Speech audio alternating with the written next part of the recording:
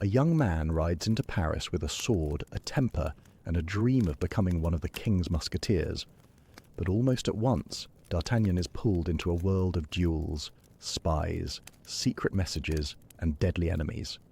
This is The Three Musketeers, by Alexandre Dumas. Before long, one question hangs over everything. Who can be trusted when honour, love, friendship, and betrayal all hide behind the same smile? I'm Roger Braveheart, and a very warm welcome to the 33-Minute Stories channel. These stories are for anyone who has ever wished they had read the great classics at school, but never quite got around to it. Because the story is read to you, you can leave it playing in the background, carry on with another task, and simply listen as the dangerous, romantic, and adventurous world of the Three Musketeers unfolds. By the end, you'll understand the story well enough to enjoy it, remember it, and sound a little more well-read when it comes up in conversation. My challenge is to summarise this great swashbuckling classic as an enjoyable story lasting approximately 33 minutes. Wish me luck. Okay, so, without further delay, let's get cracking. Young D'Artagnan leaves Gascony for Paris with 15 crowns, an ageing yellow horse, a healing balsam, and a letter to the captain of the King's Musketeers. His father advises him to be courageous, seek adventure, and tolerate insults from no one except the King and Cardinal Richelieu. At an inn in Meung, a scarred stranger mocks D'Artagnan's ridiculous horse. The hot-tempered youth challenges him, only to be beaten unconscious by the innkeeper's men. Before departing, the stranger confers with a beautiful woman called Milady, and steals D'Artagnan's letter of introduction. D'Artagnan reaches Paris with little money, but undiminished confidence. At the Musketeers' headquarters, he enters a turbulent world of duels, court gossip, and fierce rivalry between the King's Musketeers and the Cardinal's guards. He notices the magnificent but vain Porthos and the elegant, secretive Aramis before receiving an audience with the Musketeers' captain. Although the missing letter initially creates suspicion, D'Artagnan's description of the man from Meung interests his prospective patron. The captain cannot immediately make him a musketeer, but offers him free training and the chance to prove himself. D'Artagnan suddenly sees the scarred stranger outside and races after him. In his reckless pursuit, he collides with the wounded Athos, exposes the hidden plain side of Porthos's splendid baldric, and publicly retrieves an embroidered handkerchief that Aramis wished to conceal. Within minutes, he has arranged separate duels with all three musketeers. When he arrives to fight Athos, D'Artagnan discovers that Porthos and Aramis are Athos's seconds, and that they are the same two men he is due to fight later. Before the first duel can begin, the Cardinal's guards interrupt them. D'Artagnan chooses to stand beside the Three Musketeers, declaring that although he lacks their uniform, he possesses their spirit. The four defeat the guards, and D'Artagnan personally overcomes a celebrated swordsman. The king, delighted by their victory despite officially forbidden dueling, rewards them with 40 pistolets and arranges for D'Artagnan to enter a company of guards while he completes his apprenticeship. The young Gascon celebrates with his new companions and hires a servant. Athos, Porthos, and Aramis remain mysterious and sharply different, but their growing friendship with D'Artagnan becomes fraternal. Soon the four are inseparable, sharing danger, money, meals, and duty, while D'Artagnan waits for the chance to earn the musketeer's uniform he desires above everything else. Money soon runs short for D'Artagnan and the Three Musketeers, but their hardship brings an unexpected opportunity. D'Artagnan's landlord asks for help after his young wife, Constance Bonacieux, is abducted. Constance serves the Queen, and her disappearance appears connected to a dangerous court intrigue involving the Duke of Buckingham. The description of her abductor matches the scarred man from Meung, giving D'Artagnan both a personal and political reason to intervene. When officers arrive to arrest Constance's husband, D'Artagnan allows them to take him. The decision shocks Porthos, but D'Artagnan explains that remaining free will let the four friends act more effectively. They seal their loyalty with the vow, all for one, one for all. The landlord's rooms become a police trap, where visitors are seized and questioned. D'Artagnan secretly watches from above until Constance herself returns and is attacked by the cardinal's agents. He bursts in, drives them away, and takes her to safety. Constance reveals enough to show that she is carrying out a mission for the queen, though she refuses to betray the full secret. D'Artagnan immediately falls in love with her and helps her contact the queen's trusted servant. He then creates an alibi by visiting the Musketeers' captain and secretly altering a clock. Later, D'Artagnan follows Constance through the dark streets, consumed by jealousy when he sees her with what appears to be Aramis. He confronts the disguised man and discovers that he is actually the Duke of Buckingham. Ashamed of his mistake, D'Artagnan escorts Buckingham and Constance safely to the Louvre. There Buckingham meets the Queen in secret. She warns him that their connection endangers her honour and his life, while he declares that his love is stronger than politics, distance or war. Before he leaves, she gives him a rosewood casket containing 12 diamond studs presented to her by the king. Meanwhile, Constance's husband is imprisoned and interrogated. Terrified and selfish, he quickly proves easier to manipulate than his courageous wife. Brought before Cardinal Richelieu, he reveals details of Constance's movements and allows the cardinal to flatter and bribe him into becoming an informer. The scarred man from Meung is revealed as one of the cardinal's chief agents. He reports Buckingham's secret visit and the Queen's gift. Richelieu immediately writes to Milady in England, ordering her to attend a ball, approach Buckingham, and cut away 2 of the diamond studs. What began as D'Artagnan's search for a kidnapped woman has now drawn him into a struggle in which love, royal honour, espionage, and personal revenge are tightly bound together. Athos is released after the Musketeers' captain confronts the king and Cardinal Richelieu. But the political struggle moves closer to the Queen. Richelieu tells the king that Buckingham has secretly visited Paris, feeding the king's jealousy while presenting himself as the cautious defender of royal dignity. The king orders the Queen's rooms and person searched for a letter. Forced to surrender it, she is spared the worst suspicion because it concerns political opposition to Richelieu rather than love. The cardinal then encourages the king to give a ball and insists that the Queen wear the 12 diamond studs he presented to her. The Queen is horrified, knowing the jewels are with Buckingham in England. Constance finds her in despair and promises to arrange their return. She first asks her husband to carry a letter, but he has become devoted to the cardinal and refuses. D'Artagnan overhears their argument and offers himself instead. His love for Constance and loyalty to the Queen make the danger seem like an opportunity. The Musketeers' captain obtains leave for D'Artagnan, Athos, Porthos, and Aramis. With money supplied by Constance, the 4 friends set out for London, knowing that the cardinal's agents will try to stop them. Their journey becomes a running battle. Porthos remains behind after being drawn into a duel at an inn. Aramis is wounded in an ambush and can travel no farther. Athos is trapped by men who accuse him of passing false money. D'Artagnan presses onward with his servant, survives another duel, takes an English travel permit from his wounded opponent, and secures passage across the Channel. Reaching London, he finds Buckingham and delivers the Queen's letter. The Duke takes him into a private chapel devoted to the Queen's portrait and opens the casket. Only 10 studs remain. He realises that Milady stole 2 at a recent ball, acting for Richelieu. Buckingham immediately closes England's ports so the stolen jewels cannot reach France. A jeweller is confined within the palace and ordered to create 2 exact replacements within 2 days. Once the 12 studs are complete, Buckingham gives them to D'Artagnan and provides a carefully arranged route back through France, with fresh horses waiting at each stage. D'Artagnan refuses personal payment, insisting that he acted for the Queen and for the woman he loves. His courage earns Buckingham's admiration, even though they acknowledge that war may soon make them enemies. With the jewels secured, D'Artagnan races back toward Paris.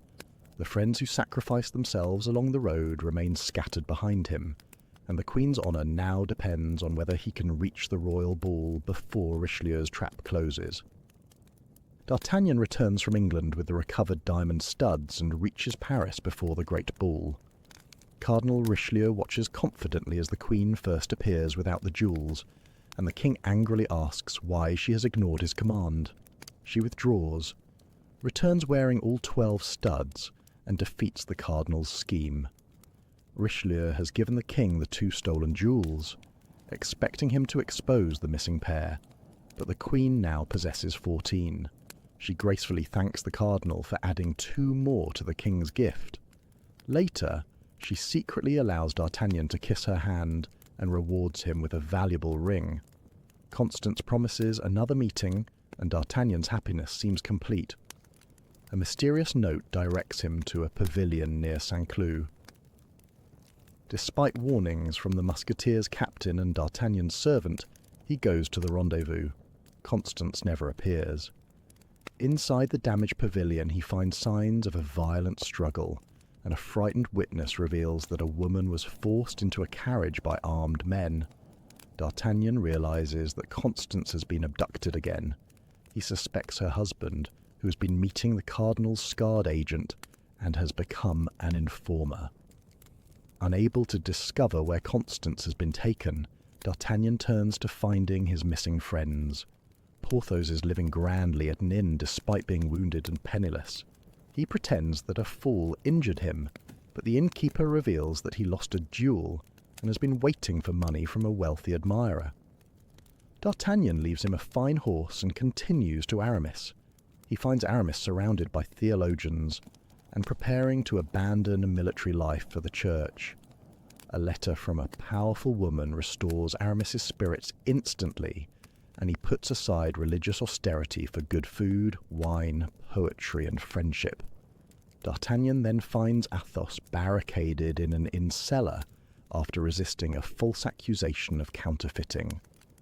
Athos has consumed much of the innkeeper's food, oil, and wine, while holding the cellar against everyone. Once freed, he tells D'Artagnan a dark story about a nobleman who married a beautiful young woman, discovered a fleur-de-lis branded on her shoulder, and hanged her. Athos presents the tale as belonging to a friend, but his emotion suggests otherwise. On the journey back, the friends gamble away and recover horses, harnesses, and money with cheerful recklessness. D'Artagnan finally receives his long-awaited place among the Musketeers, but a new campaign is approaching. Their delight is shadowed by practical trouble. Each needs an expensive military outfit, and none has enough money to secure it.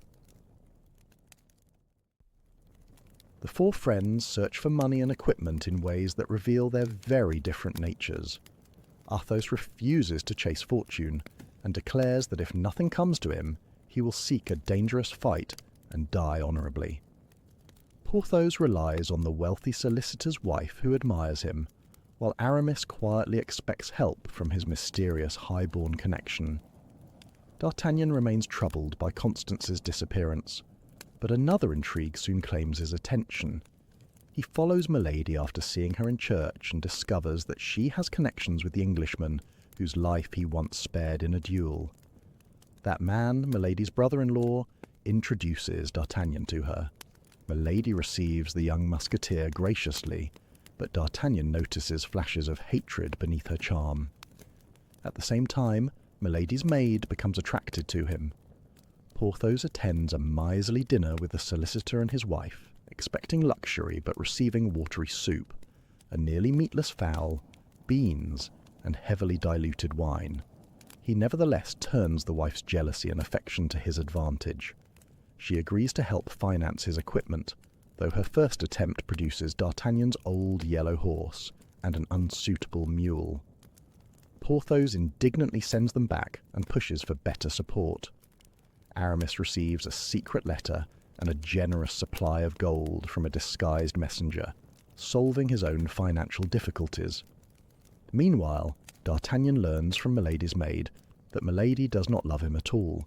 She is secretly writing to D'Artagnan's rival, the wounded cardinalist he defeated on the road to England. D'Artagnan intercepts the letters and writes replies in the rival's name. Milady, believing her desired lover has answered, arranges a nighttime meeting. D'Artagnan enters her darkened room disguised by the false identity and receives a valuable sapphire ring as a token of affection. His deception satisfies his pride, but his conduct also traps him more deeply in Milady's dangerous world.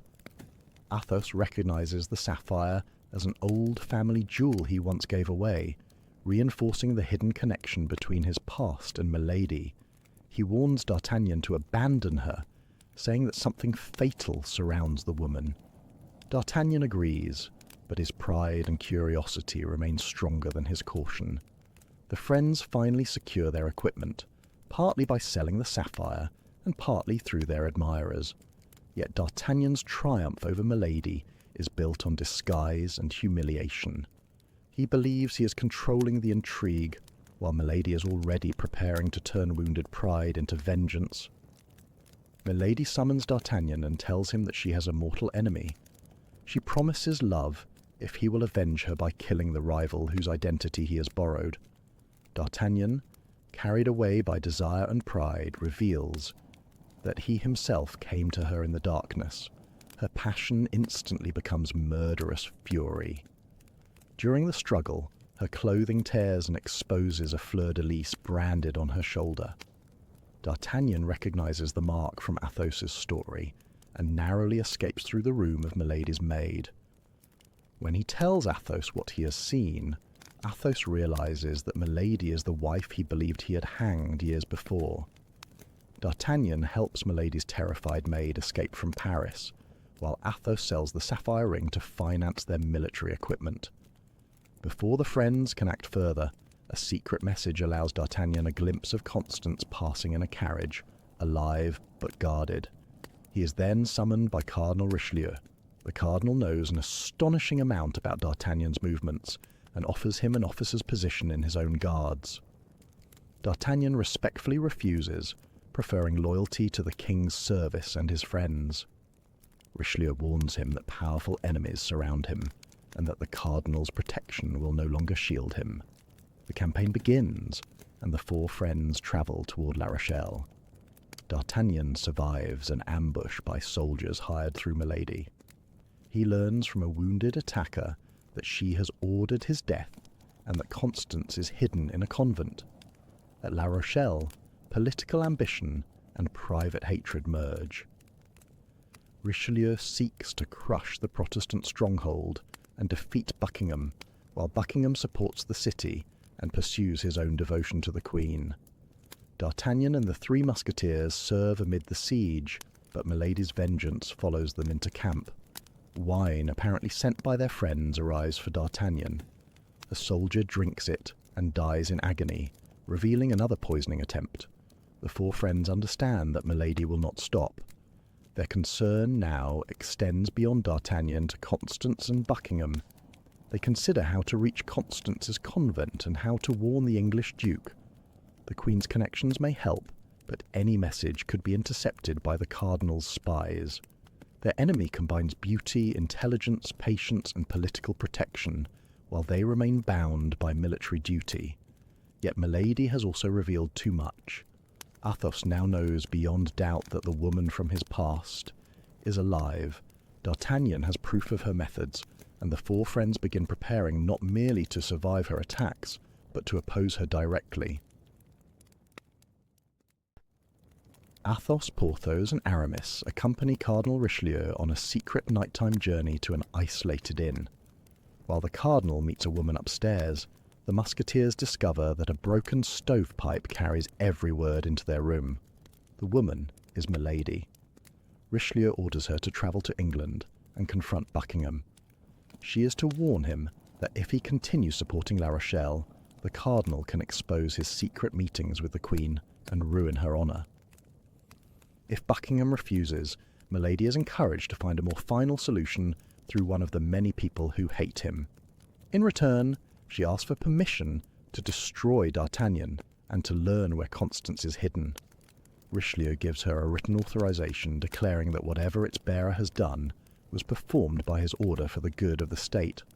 Athos secretly returns after the cardinal leaves, confronts Milady as her supposedly dead husband, and forces her at pistol point to surrender this powerful document. Back in camp, the four friends need privacy to decide what to do. Athos proposes that they breakfast inside a recently contested bastion and wagers that they can hold it for an hour. Under enemy fire, they carry food and wine into the position, arm themselves with weapons left among the dead, and begin their council. While calmly eating, they repel one attack and then crush another group beneath a collapsing section of wall. Their audacity turns a secret meeting into a celebrated military exploit watched by the whole camp. Between volleys, Athos explains Milady's mission. D'Artagnan wants to warn Buckingham personally, but the others point out that crossing into enemy England during wartime would look like treason. They decide to send 2 trusted servants instead. One will carry a carefully worded warning to Milady's brother-in-law, explaining her past marriage, her brand, and the danger she presents. Another will contact the Queen's circle and warn that Buckingham's life is threatened. D'Artagnan sells the Queen's diamond ring to finance the missions, sacrificing a precious reward for the safety of others. The Cardinal hears of their defence of the bastion and praises their courage, unaware that the exploit concealed a council directed against Milady's plan. The servants depart with memorized instructions, money, and threats to preserve their loyalty. One message safely reaches the Queen's contact. The other reaches Milady's brother-in-law in England. The 4 friends have transformed their unity into a counter-conspiracy. Yet their plan depends on speed, and Milady is already moving toward Buckingham under the protection of the Cardinal's command. Milady reaches England and finds the Duke of Buckingham preparing a powerful fleet to support La Rochelle. Before she can carry out Cardinal Richelieu's mission, officers intercept her vessel and take her to an isolated coastal castle. Her jailer is Milady's brother-in-law, who was warned by D'Artagnan's message. He knows about her earlier marriage, the brand on her shoulder, her crimes, and her interest in inheriting his wealth. He tells her that she will be kept under close guard, and then transported to a distant place under the name Charlotte Backson. Any attempt to escape will be answered with gunfire. The young Puritan officer placed in charge of her has been warned that she is a manipulator and murderer. At first, Milady feels trapped as never before. Violence is useless, the windows are barred, and her brother-in-law understands her methods. She quickly identifies the young officer as the weaker point. His stern religious faith makes him resistant to ordinary flirtation, so she takes on the appearance of a persecuted believer. She prays, sings Puritan hymns, rejects the Catholic service offered to her, and presents herself as a martyr oppressed by corrupt and powerful men.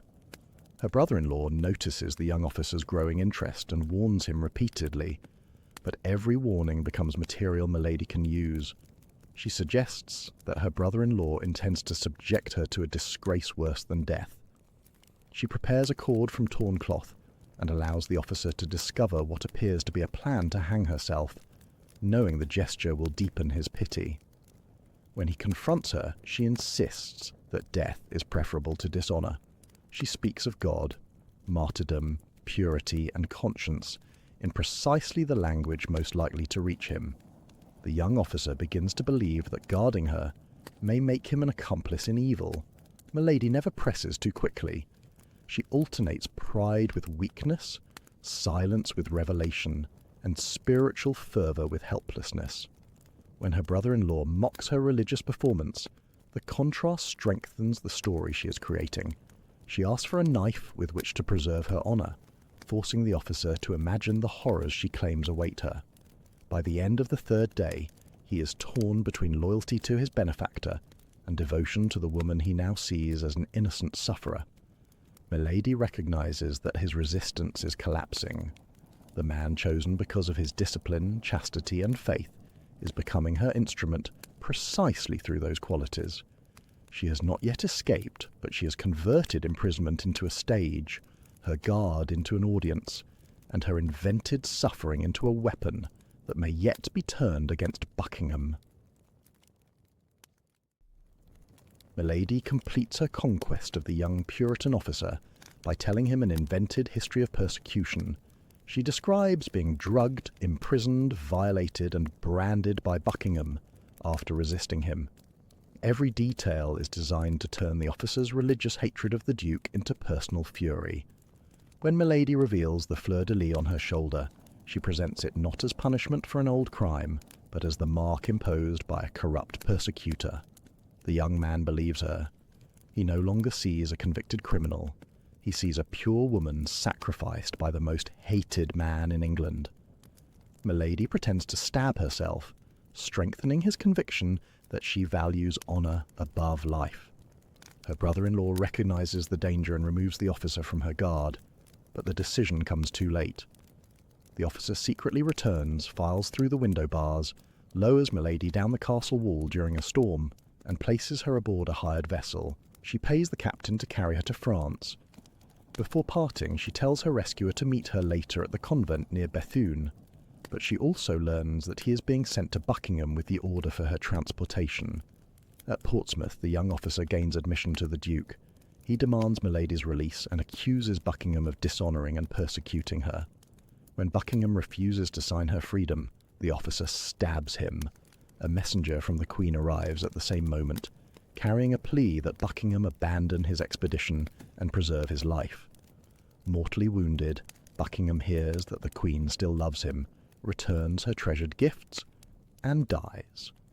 The assassin is arrested and finally sees Milady's ship sailing away. He understands that she has used him, but his realization cannot undo the murder. Milady reaches France safely and reports to Richelieu that Buckingham will not sail. Meanwhile, the king temporarily leaves the siege, allowing D'Artagnan and the Three Musketeers to return toward Paris. Through the Queen's circle, Aramis has obtained authorization to remove Constance from the convent where she is hidden. Athos insists that all four friends travel together, believing Milady too dangerous for D'Artagnan to face alone. On the road, D'Artagnan sees the Cardinal's scarred agent riding toward Paris and recognizes a paper bearing the name of a town near the frontier. The friends continue toward Constance, unaware of how narrowly their route overlaps with Milady's. Buckingham is dead. The young officer is doomed, and Milady has escaped every precaution placed around her. Her next destination brings her directly toward the woman D'Artagnan loves. Milady arrives at the convent at Bethune and quickly charms its unsuspecting superior. She soon discovers that the other concealed guest is Constance Bonacieux. Constance innocently speaks of her love for D'Artagnan, and shows Milady a message from the Queen's circle saying that their Gascon friend will soon come to see and release her. Concealing her alarm, Milady claims to be D'Artagnan's trusted friend and wins Constance's confidence. The Cardinal's scarred agent then arrives to collect Milady's report. She tells him that D'Artagnan and the Three Musketeers may soon reach the convent, arranges for a carriage, and prepares to take Constance away with her. When approaching riders are heard, Milady recognizes D'Artagnan among them. She falsely claims that the newcomers are the Cardinal's guards and urges Constance to flee. Overcome by fear and excitement, Constance cannot move. Pretending to give her strength, Milady secretly pours poison into her wine, makes her drink, and escapes alone. D'Artagnan, Athos, Porthos, and Aramis enter moments later. Constance recognizes her beloved, but the poison is already working. She dies after kissing D'Artagnan, leaving him shattered. Milady's brother-in-law also arrives, having pursued her from England, and joins the four friends in their determination to stop her. Athos assumes command of the pursuit. The Musketeers' servants follow Milady's trail to a lonely house near the frontier, while Athos brings a masked man dressed in a red cloak. The group surrounds Milady and conducts a grim trial. D'Artagnan accuses her of poisoning Constance, attempting to poison him, and urging him to murder a rival. Milady's brother-in-law charges her with engineering the Duke of Buckingham's assassination and with responsibility for other deaths. Athos reveals that she was once his wife, and that he discovered the fleur-de-lis branded upon her shoulder. The masked stranger identifies himself as the executioner who placed that mark upon her. He explains that Milady seduced his priestly brother and led him into stealing sacred vessels. After she escaped, the executioner branded her, while his brother's ruin eventually ended in suicide. All of Milady's judges pronounce the same sentence: death. She begs, threatens, and tries to escape, but the executioner takes her across the river and beheads her. He casts her wrapped body into the water, declaring that God's justice has been done.